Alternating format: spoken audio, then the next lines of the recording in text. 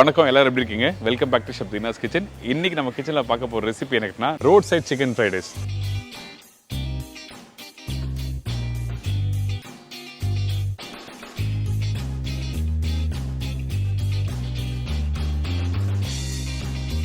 இதோட mushroom pepper fry,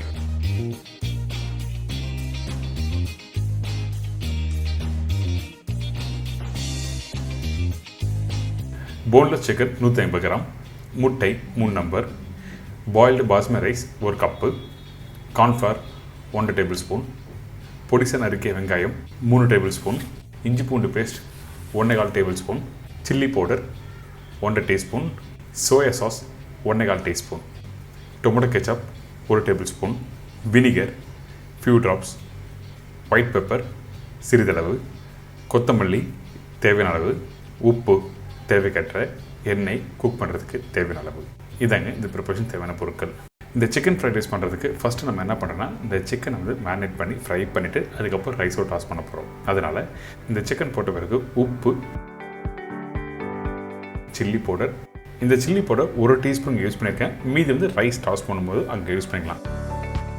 அதுக்கு பிறகு இஞ்சி பூண்டு பேஸ்ட், 1 முட்டை இங்கே போட்டிருக்கேன், மீதி முட்டையை ரைஸ் பேனில் டாஸ் பண்ணும்போது அந்த 2 முட்டையை அங்கே யூஸ் பண்ணியிருப்பேன். இதுக்கு பிறகு சோயா சாஸ் கொஞ்சமாக லைட்டாக ட்ராப் போடுங்க, அதிகமான குவான்டிட்டி வேண்டாம். அதுக்கப்புறம் கார்ன்ஃப்ளவர் போட்ட பிறகு இதில் கொஞ்சமாக தண்ணி தெளித்து நல்லா மிக்ஸ் பண்ணுங்கள்.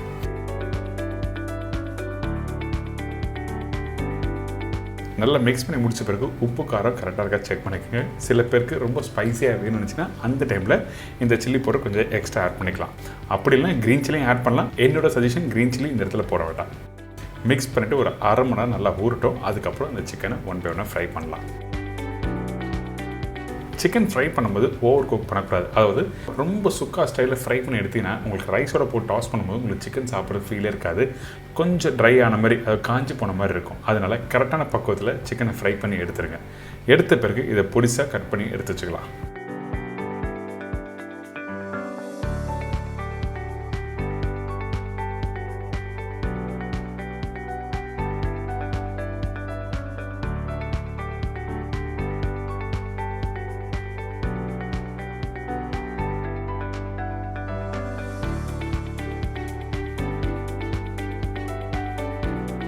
இப்போ இந்த சிக்கன் ரெடி ஆகிடுச்சா, இதுக்கப்புறம் இந்த ரைஸ் எப்படி டாஸ் பண்ணுறது பார்க்க போகிறோம்.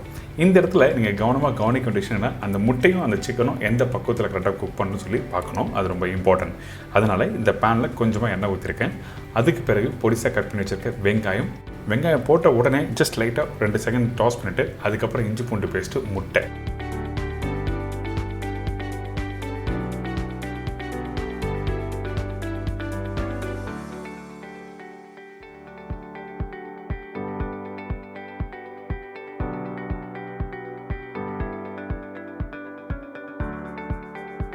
இந்த முட்டை கரெக்டாக ஒரு 85% அளவுக்கு வெந்து வர டைமில் நம்ம என்ன பண்ணுறோம்னா உப்பு இந்த இடத்துல யூஸ் பண்ணுறோம். அதுக்கு பிறகு மிளகாய் பவுடர். இந்த முட்டை ஓவராக குக் பண்ணிவிட்டு அதுக்கப்புறம் இந்த சிக்கன் போட்டிங்கன்னா இந்த சிக்கனும் முட்டையும் ஒன்றோட ஒன்று சேராது.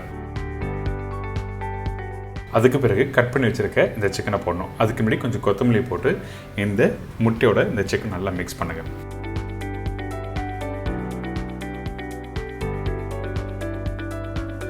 இப்போ பார்த்தீங்களா, அந்த சிக்கனும் முட்டையும் ஒன்றோட ஒன்று நல்லா மிக்ஸ் ஆகிருக்கும். அதே டைமில் உங்களோட அடுப்பு நல்லா ஹை ஃப்ளேமில் இருக்கணும். அப்போ தான் உங்களுக்கு டாஸ் பண்ணும்போது ஈஸியாக இருக்கும். லோ ஃப்ளேம் வச்சு நீங்கள் குக் பண்ணால் உங்களுக்கு நல்லா க்ரன்ச்சியாக கிடைக்காது ரைஸ் ப்ரிப்ரேஷன். இப்போ ரெடி ஆகிடுச்சுல, இதுக்கப்புறம் நம்ம என்ன பண்ணுறோன்னா பாயில் பண்ணி வச்சுருக்க இந்த பாஸ்மதி ரைஸ்,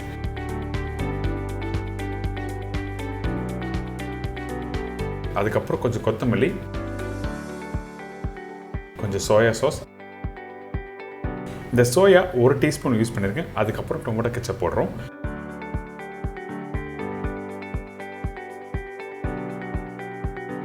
இந்த வினிகர் எதுக்காக இருக்குன்னா ஷார்ப்பாக அந்த புளிப்பு தன்மை தெரியறதுக்காக தான். அதே டைமில் அதிகமான வினிகர் ஆனாலும் உங்களுக்கு சாப்பிட்றதுக்கு பிடிக்காது. இதுக்கு பிறகு கொஞ்சமாக ஒயிட் பெப்பர் பவுடர், அதே மாதிரி தான் ஒயிட் பெப்பர் பவுடரும் அதிகமாக போடக்கூடாது. இதெல்லாம் போட்டு நல்லா அப்படியே டாஸ் பண்ணுங்கள். டாஸ் பண்ணிவிட்டு ஃபைனலாக திருப்பி கொத்தமல்லி போட்டு நல்லா மிக்ஸ் பண்ணணும். அதுக்கப்புறம் இந்த ரைஸ் மிக்ஸ் பண்ணுற பக்கம் எப்படின்னு கேட்டிங்கன்னா, கடாய் இருக்குல்ல, கடாயில் நடுப்பகுதியில் கரண்டி இருக்கணும். நீங்கள் கடாயை மட்டும்தான் ஷேக் பண்ணணும், அந்த கரண்டி மூவ் ஆகக்கூடாது. ரைஸ் அப்போ தான் ஒன்றோட ஒன்று நல்லா மிக்ஸ் ஆகிட்டு கரெக்டாக உடையாமல் வரும். அதனால் தெளிவாக நடுப்பகுதியில் வச்சு நல்லா மிக்ஸ் பண்ணி எடுத்திங்கன்னா உங்களுக்கு ஒரு சூப்பரான road side chicken fried rice ready.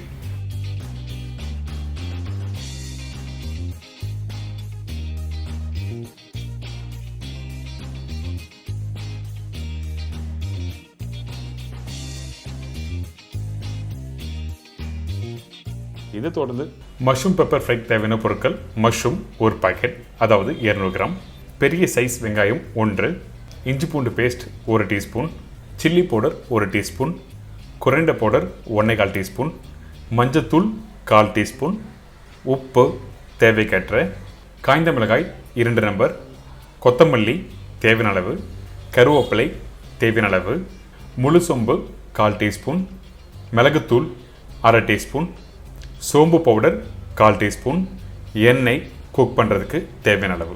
இதாங்க இந்த ப்ரிப்பரேஷன் தேவையான பொருட்கள். ஃபஸ்ட்டு நம்ம என்ன பண்ண போகிறோம்னா, இந்த மஷ்ரூம் வந்து குக் பண்ணுறதுக்கு அதுக்கு தேவையான மசாலாவை ரெடி பண்ண போகிறோம். அதனால் இந்த மண்சட்டியில் எண்ணெய் போட்டிருக்கேன் தேவையான அளவுக்கு. அதுக்கு பிறகு சோம்பு. இந்த சோம்பு நல்லா பொரிஞ்சு வர டைமில் வெங்காயம் கட் பண்ணி வச்சுருக்கேன், வெங்காயம் போடுறோம்.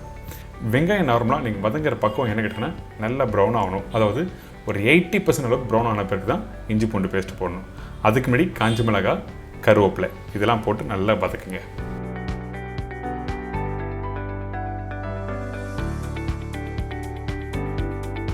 பார்த்தீங்களா, இந்த கலர் லைட்டாக மாற ஆரம்பிக்கும்.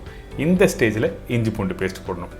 இந்த இஞ்சி பூண்டு பேஸ்ட் போட்ட பிறகு நல்லா வதக்குங்க. வதக்கி முடித்த பிறகு மசாலா போட போகிறோம்.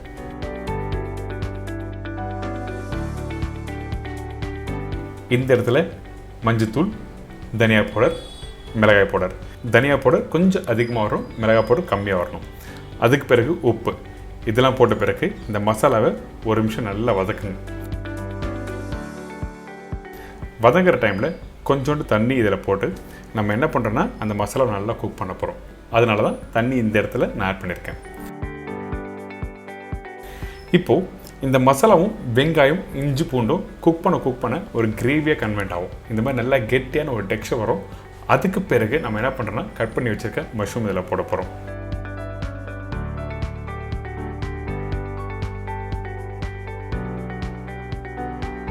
இதுக்கு பிறகு மஷ்ரூம்.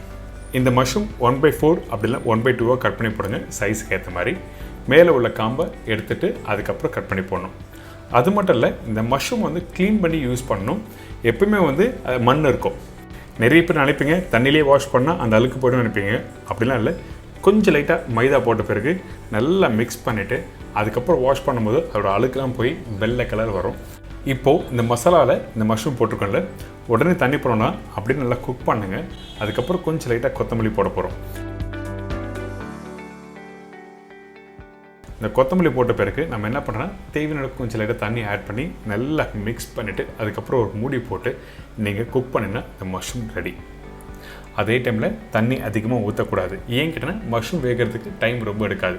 அதிகபட்சம் ஒரு 4லேருந்து 6 நிமிஷம் டைம் எடுக்கும், அவ்வளோதான். ஸோ அதனால் இப்போ ஒரு மூடி போட்டிருக்கேன். கரெக்டாக ஒரு 3 to 4 மினிட்ஸ் கழிச்சு நீங்கள் ஓப்பன் பண்ணும்போது மஷ்ரூம் இந்த மாதிரி நல்லா வெந்து வந்திருக்கும்.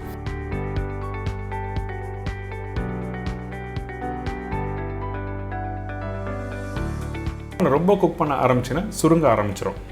அதனால தான் கரெக்டான டைமில் வரும்போது நீங்கள் எடுத்துன்னு சொல்கிறேன். அதுக்கு பிறகு மிளகு பவுடர், சோம்பு, கொத்தமல்லி, கருவேப்பிலை கடைசியாக போட்டு நல்லா மிக்ஸ் பண்ணிவிட்டு அடுப்பை ஆஃப் பண்ணிவிட்டு நல்லா மிக்ஸ் பண்ணணும்.